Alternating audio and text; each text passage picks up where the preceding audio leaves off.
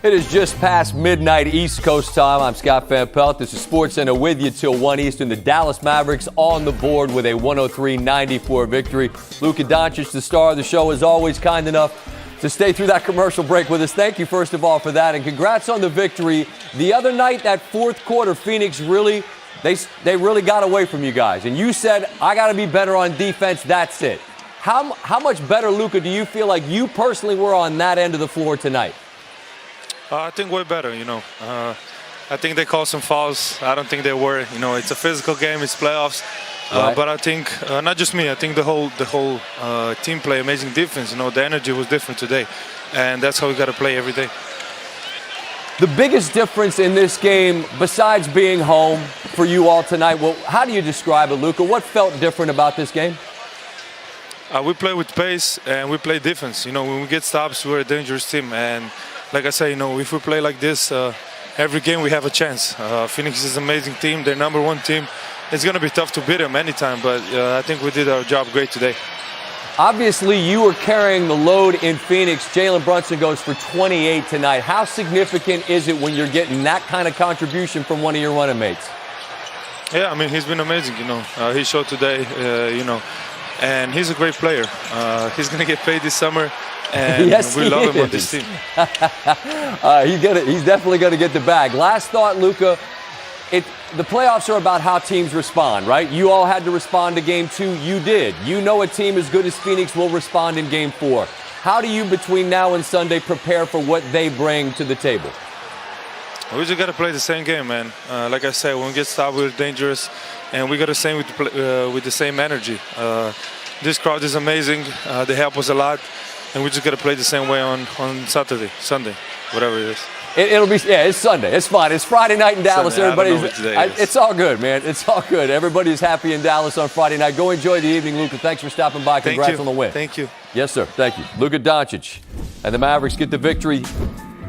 Three little things on what was a crucial win for the Mavs. Defense, that was a big part of the story. They bring the pressure to Chris Paul and Devin Booker, forcing those two to commit a dozen turnovers. That's the most they had in any game across their 2 seasons as teammates. After Luka had to do everything in games 1 and 2, as we just mentioned, Jalen Brunson, who is going to get paid, stepped up in a big way, finished with 28 in game 3, more than the 22 points he had scored in the first 2 games combined. Which does not imply that Luka wasn't on his game as well. Tonight marked his 4th time this postseason getting at least 25 and 10. That's tied with Nikola Jokic for the most by any player so far in these playoffs. As Luka heads off the floor, victorious Friday night, Saturday night, Sunday, whatever. In Dallas, they don't care tonight. 77. Goes for 26, and it's a 9-point win for the home team. Back to that Dallas defense, they held the Suns to just 44% shooting from the floor. The first time Phoenix has finished under 50% this postseason. That 8-game streak, the second longest within a single postseason in the shot clock era. Sunday, 3:30 Eastern, 2:30 Pacific, Game 4. All right, to Game 3 in Philadelphia with a home time. From our studios in New York, I'm Mike Greenberg, Stephen A. Smith, Jalen Rose. The Mavericks at home and up 7 in a game they need at halftime. That was exactly the scenario that we had in our earlier game tonight. The Sixers were up 7 at the half in a game that they needed, Stephen A., that saw the return of Joel Embiid, and he was gutsy, but it was Tyrese Maxey in the second half. Oh, he was absolutely explosive in the second half. He had like 21 points in the second half. He was attacking the basket with Biggie. He was making perimeter shots. He was getting the ball to Danny Green. Obviously, you had a hot hand from 3, and Joel Embiid was the distraction they needed him to be, the decoy that they needed him to be to offset whatever Miami wanted to do, and that's why the Sixers won Game 3. And what other things did he bring tonight? Clearly, he didn't have a huge offensive game, but the impact maybe on the defensive end. What else did it And mean? plus the sacrifice when you come back at this point of the season, you're dealing with a thumb injury, dealing with an eye injury, coming off a concussion. Terrific defense against Bam Adebayo, who struggled from the floor. Seemed to really, every time Joel Embiid was physical with him, was flailing and flopping a lot offensively, giving them that anchor down low, opening up jump shots for Maxey and Danny Green, who were 12 or 15 from. Well, I don't give a damn what Joel Embiid was doing. You Bam Adebayo, you got to do more than that. He's too gifted, too skilled, too versatile to be neutralized to the degree that he was. Jimmy Butler was really the only dude that showed up offensively for the Miami Heat in Game 3. That's why they lost. They better be a hell of a lot better in Game 4. Otherwise, this series is going to be. And they're going to need points from Tucker and Lowry going forward. Yes. Luka's got 16 at the break. We'll talk about this game in just a moment. You're watching the NBA. Mavericks are up 7 here. Chris Paul, uncharacteristically, 7 turnovers in that first game. Yeah, a few of those passes have been very, very lazy, uncharacteristically so. I think you'll see a much better Chris Paul in the second half because we call him the point guard. He has not looked like that in the first half at all, and that's got a lot to do with why Phoenix is at a deficit. And Luka's become the most dominant, versatile scoring guard we have in this league. He can do it in the post, can do it in the paint, can do it from 3,